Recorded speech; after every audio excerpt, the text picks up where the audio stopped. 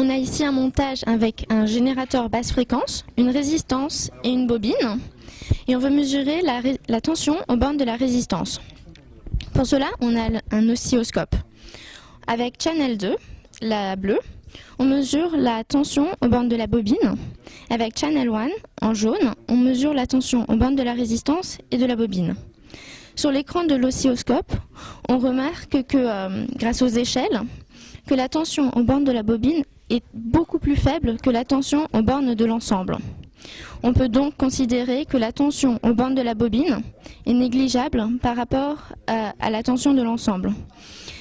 Ça signifie que lorsqu'on mesure la tension de l'ensemble, on mesure surtout la tension aux bornes de la résistance. Grâce à ce montage, on peut donc mesurer la tension aux bornes de la résistance. Je vais maintenant présenter le montage. Donc on part du générateur, on arrive à la résistance, et ensuite on part jusqu'à la bobine et on la relie à la masse du générateur. On branche l'oscilloscope en dérivation, alors la Channel 1 en jaune qui mesure la tension aux bornes de l'ensemble.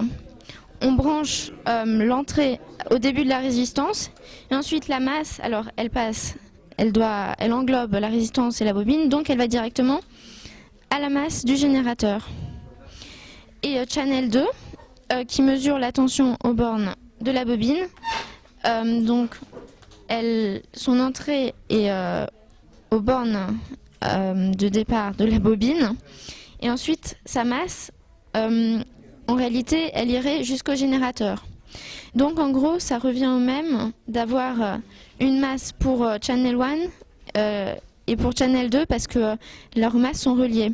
Donc on ne met qu'une seule masse à Channel 1 et on n'a pas besoin de masse à Channel 2. Voilà.